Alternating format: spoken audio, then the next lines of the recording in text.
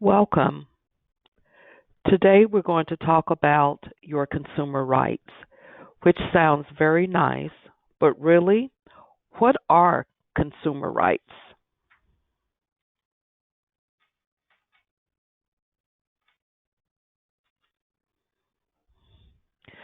Imagine if you have a headache and you've grown up never hearing about aspirin. Then someone told you about this miracle drug that makes you feel better quickly. You'd be very happy and maybe a little mad that no one told you about this sooner. Well, your consumer rights are a little like aspirin. These rights can relieve the headaches that come with many financial decisions you're confronted with every day. March 15th is World Consumer Rights Day. What's that? Just the most important holiday you've never heard of.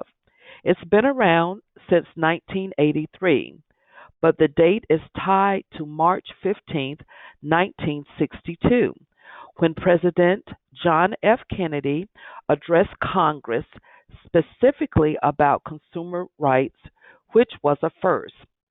Now it's intended to be a day of awareness for the rights we each possess when we buy things. There are eight basic rights. Let's review them quickly. You have a right to satisfy your basic needs. What's a basic need? Think food, water, clothing, shelter, education, health care, and sanitation. So, number one, you have a right to these commodities at a reasonable price and with good quality.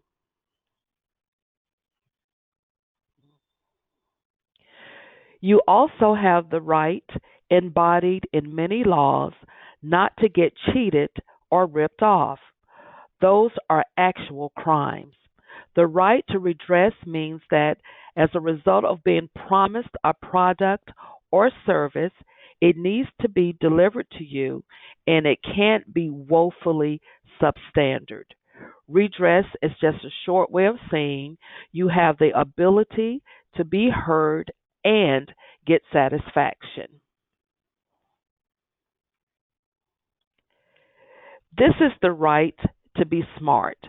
You have the right to make informed and justified choices. But to do that means you need to know what's going on with those goods and services. This is also known as consumer awareness. Basically, you have the right to access unbiased information that will help you make a good purchase.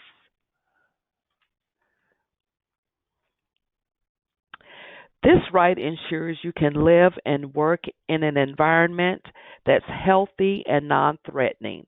It's the most forward looking right because it helps not only you, but future generations. It's supposed to minimize the environmental impact as children grow into adults and become consumers of their own.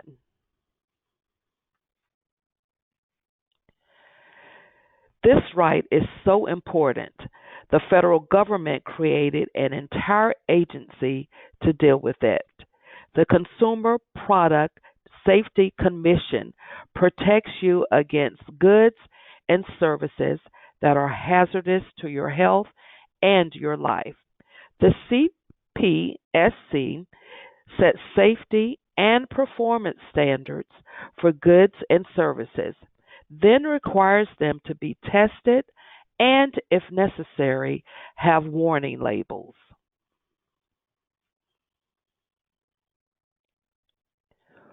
What's the difference between the right of education and the right to information? Well, this one specifically protects you against dishonest or misleading advertising and labeling. It also gives you the right to be informed about the quality, quantity, potency, and pricing of goods or services. That protects you against what's known as unfair trade practices.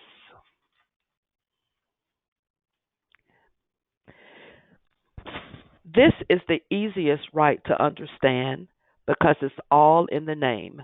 Bottom line, you have a right to decide from an array of goods and services.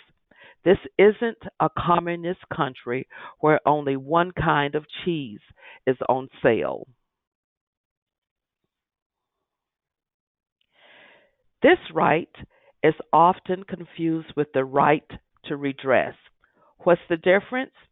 Here, you have the right to express your feelings about making government policies and to complain publicly about a product or service. All told, these rights, if properly enforced, give you a lot of clout you probably didn't know you had.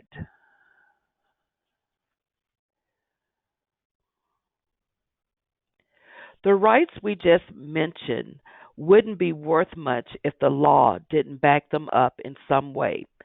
Thankfully, this country has a myriad of laws to protect consumers, but three of them stand out. And if you know about them, you can protect yourself from a lot of financial pain.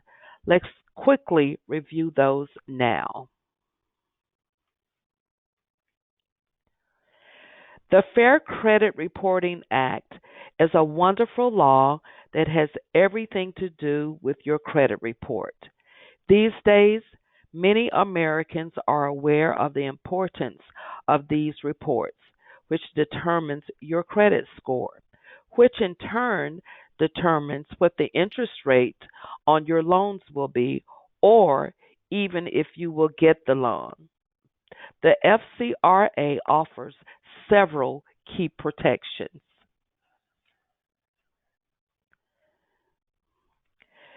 Thanks to the FCRA, you can access your credit reports for free once a year. Just go to annualcreditreport.com.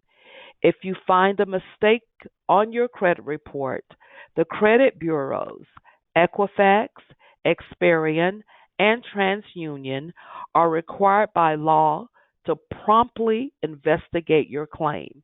And if you're right, they're obligated to fix those mistakes. The FCRA offers even more protections, like the right to remove outdated, negative information, but these are the big ones that benefit most Americans. This law is aimed right at debt collectors. If you've ever been hounded by a debt collector, you know what they can be like.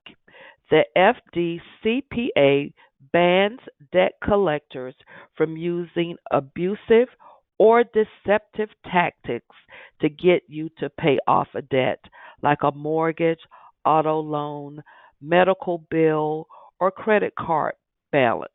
Let's look at the specifics. Before this law passed Congress in 1978, debt collectors could call you late at night and bug you at work. No longer. Other provisions in the FDCPA say debt collectors can't threaten you with arrest for not paying your debt, and if they violate any of these rules, you can file a complaint against them with the Federal Trade Commission and Attorney General's office. You can actually sue the debt collector in small claims court, and then the debt collector has to pay you.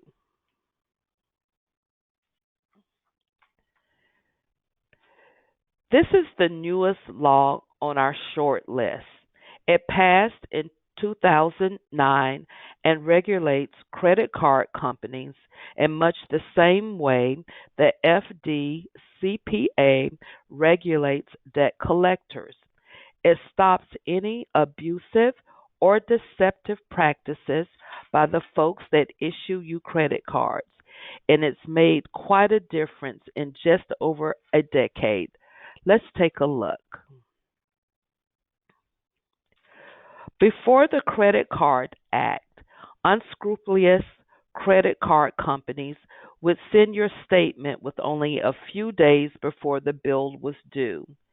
You'd miss the deadline and they'd hit you with late fees, or they'd offer you a really low interest rate to get you to sign up and then hike that rate a week later. Even worse, they'd load their cards with outrageous fees that would be buried in tiny little legal text. Now they cannot do any of that.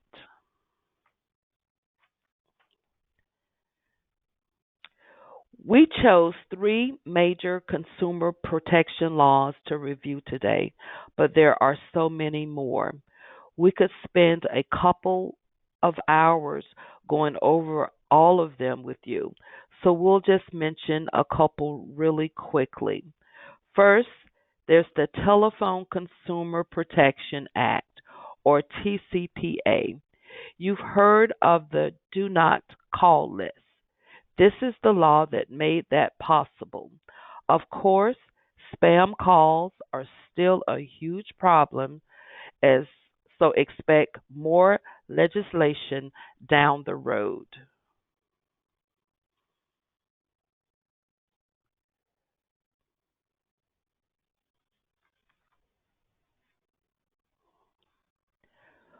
When you consider a mortgage or auto loan, it can get confusing. But before the Truth in Lending Act, it was even more perplexing.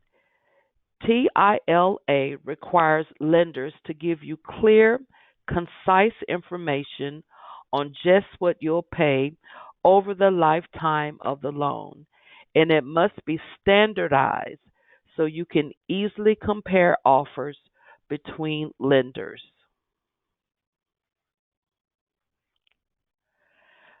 Credit repair has become a hot topic in the past few years, and the Credit Repair Organizations Act bans the businesses that help you rebuild your credit from charging you upfront, and they must give you 3 days to cancel the contract in case you change your mind. Finally, let's talk about a law that created an entire agency to focus on consumer rights. You might have heard about the CFPB over the years, and it hasn't been without controversy. It was first proposed by Elizabeth Warren, and President Obama appointed her to set up this new agency. Republicans objected to this expansion of government, and the CFPB has been caught up in partisanship ever since. But we're not here to talk about politics, so let's just take a look at what the CFPB does. If you go to the CFPB's website at consumerfinance.com, you'll see it does several things. One of those is research, which the government, nonprofits, and companies can use to better help consumers. Some of that is general, like how many Americans are financially literate and what are the best ways to teach them that. Some is very specific, like how many student loan borrowers are or how student loan borrowers are doing on something called income driven repayment programs. The idea is quite simple. You can't pass effective consumer protection rules unless you understand how consumers are doing.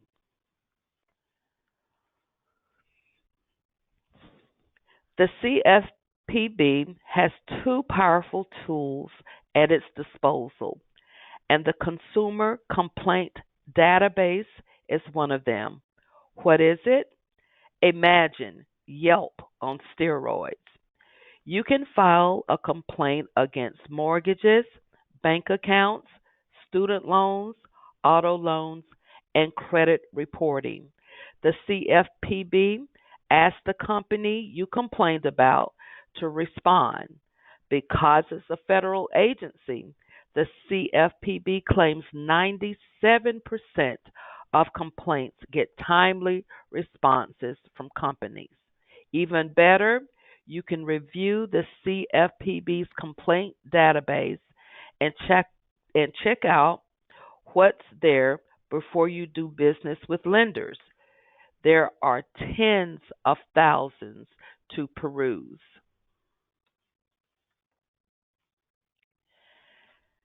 The CFPB doesn't just collect complaints, it collects money. The CFPB says 1 in 5 Americans over the age of 65 has fallen victim to a financial scam. So, in response to illegal actions, the CFPB has generated $12.4 billion in relief for more than 31 million consumers. If you've been ripped off, the CFPB might be able to help.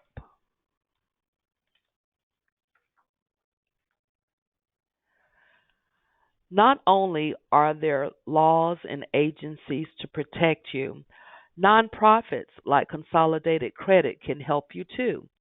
We offer free debt analysis and housing counseling at no charge. Our certified credit counselors know the laws we've just reviewed and many more. The bottom line is this: you are not alone.